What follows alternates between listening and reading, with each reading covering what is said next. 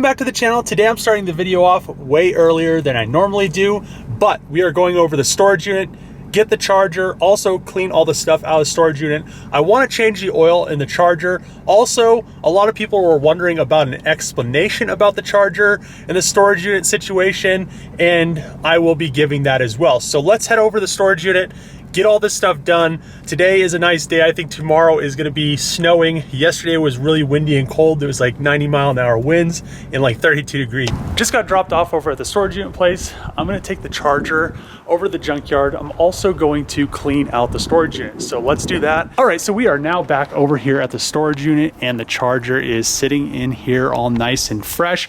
So what I need to do today, I'm gonna worry about the charger in a little bit, but I'm gonna clean everything out of the storage unit, get it 100% clean, and then we'll kind of worry about the charger.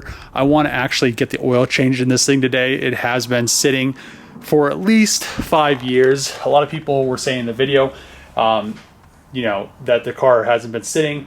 That was probably the first time it started up in, I think, 5 years. So not exactly sure, but I know it was at least 5 years it's been sitting. So, you know, the build and everything, I know a few things about it, but like I said, I'm gonna offer a little bit more explanation in a little bit, but let's get this thing 100% cleaned out and just kind of go from there. Now that everything is out of the storage unit, all these boxes and stuff are just empty and trash. There was some oil. I went and grabbed a filter. I'm not exactly sure what the cross reference is, so I just grabbed the same part number that was already on it so I could change the oil, put a new filter on it, and now we're gonna see if she actually starts up any better than she did before.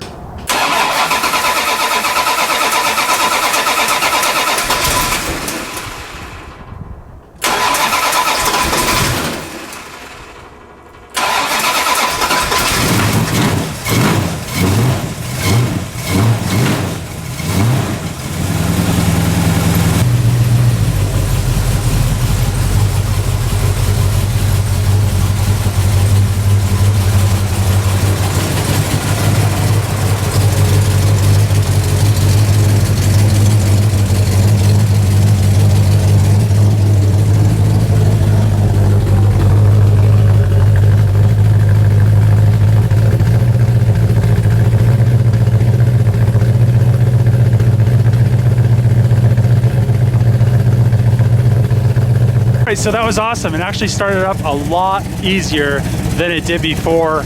It was a lot easier because there wasn't a bunch of stuff on the side, so I could actually have the door open.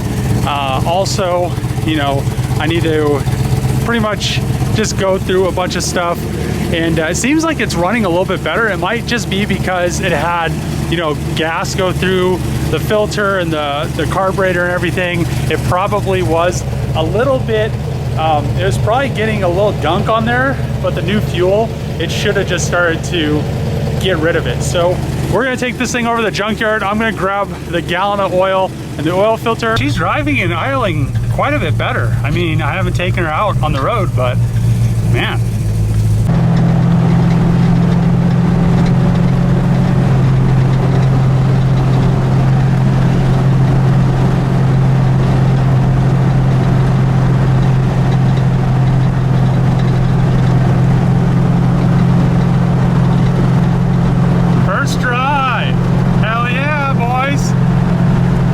Speedometer is, I'm pretty sure, quite a bit off. I definitely know we're not doing 80. I think we're doing like 55. But yeah, oil pressure's good. Temp's coming up nice. Alternator's still charging. And we have some fuel. So we now have the charger over the junkyard. I was gonna pull the Magnum out and then pull this in, but this thing sits so high off the ground, I probably could change the oil without actually having to pull it in. So what I'm gonna do, I'm not exactly sure how much oil.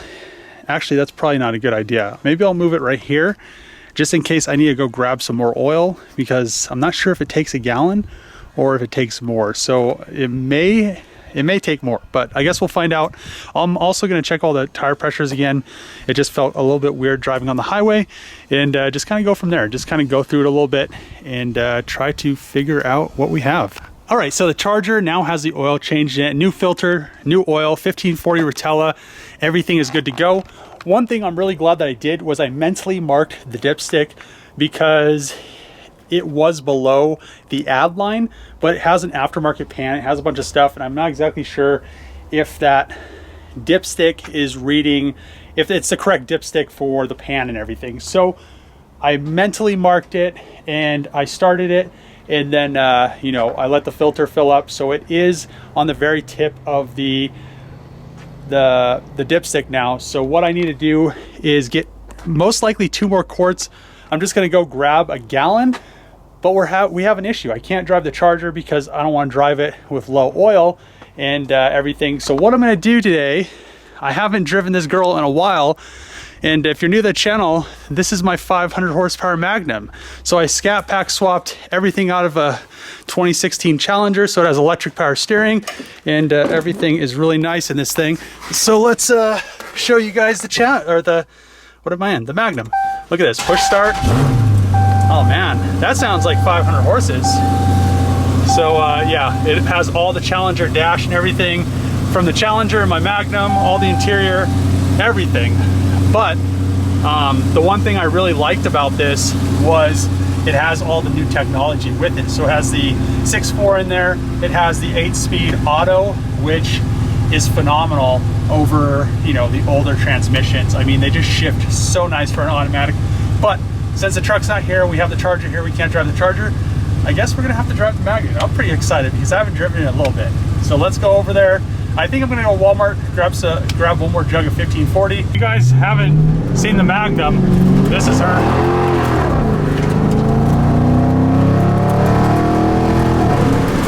Hell yeah, boys.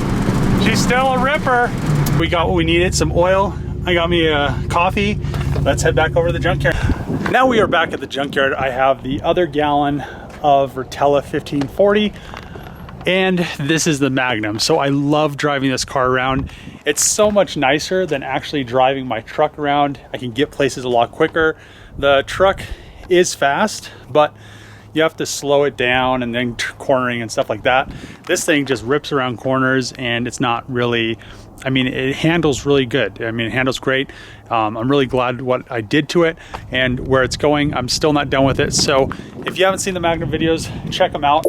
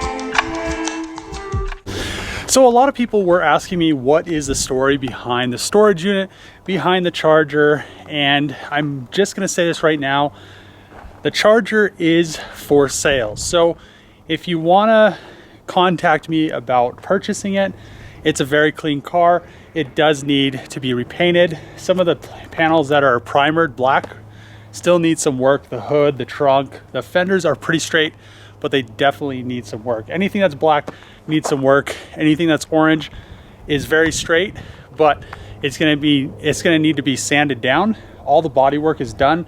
I do have pictures of this thing being completely restored all the way down to bare metal. It was fully blasted inside and out. The full interior is painted. The full trunk's painted, underneath's painted.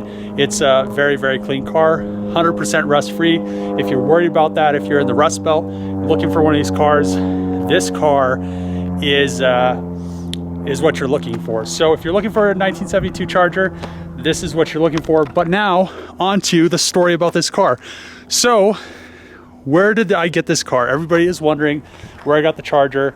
and I got the charger from, well, I didn't actually buy it. So this is my friend's car. My friend Alihan, I met him in college. We're pretty close friends. He built this car in college, paid somebody to paint it, and you know, one thing led to another, and it turned into this full restoration. So the reason he didn't take it back to Turkey, he was telling me that to import this car, it's $20,000. So that's why it's kind of been sitting in the storage unit. And a lot of people were saying the car hasn't been sitting very long. You barely see any dust. Those storage units are very sealed, and it's not very dusty on this side of town. So it has been sitting for around 5 years, maybe a little over 5 years. But yeah, so it seemed like it cleared up a little bit. It definitely needs the jets to be fine-tuned. It probably, that was the brake-in oil that I just changed, and he had the engine fully built, the tranny fully built. Everything is brand new on the car. The whole trunk is full of most of the rest of the parts that it needs to be put back together. And yeah, he just really doesn't want to pay the $20,000 to import it to Turkey. So I'm going to help him sell it. And if I don't sell it on YouTube, or, you know, if somebody isn't interested, he is going to, you know, try to sell it himself as well. So we have a pretty clean car. A lot of people were like, 72 Chargers, they're nothing special. I mean, they're what they are. Every car is special to somebody. It doesn't matter what kind of car it is. But I mean, this car is a very clean example of a 72 Charger.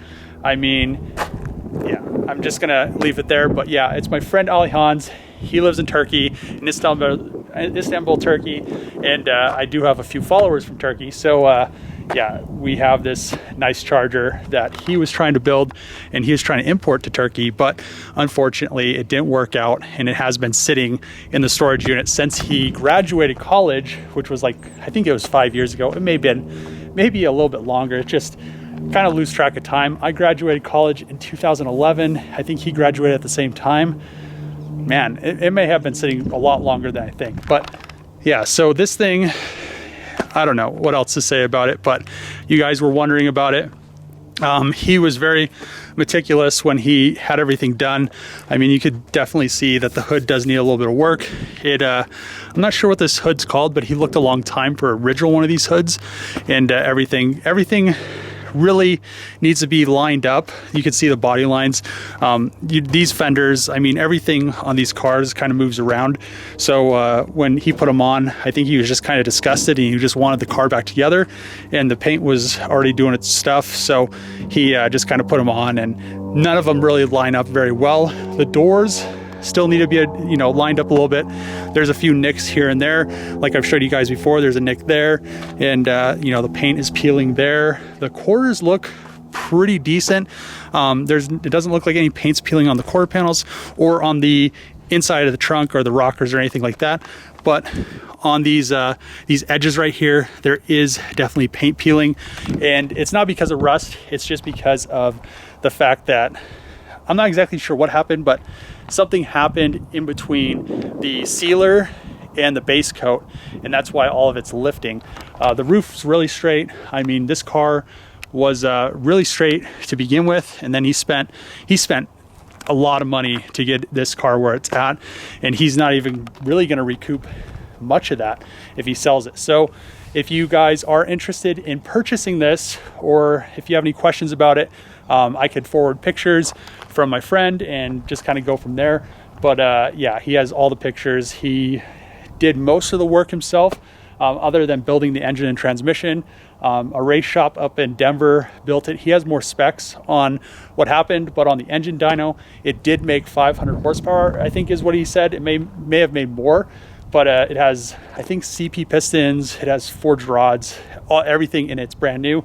Same with the tranny, and I think same with the rear end. And everything underneath the car is also powder coated, and it's clean. I mean, it's a clean 72 Charger. You're not going to find one like this unless it's going through the Barrett-Jackson, and it's like, you know, hundreds of thousands of dollars. So this is kind of the budget Charger if you guys are interested. And yeah, I just wanted to give a little explanation. I'm also helping him clean out his storage unit because he just doesn't want to have, you know, he just doesn't want to continue to pay. He's been paying for like 5+ years. I think it's like, you know, 200 bucks a month or something. So I mean, that adds up over time, and eventually the storage unit's gonna cost more than a car costs. So now that you guys have the explanation behind the charger, and no, it is not mine. I mean, I wouldn't mind having it.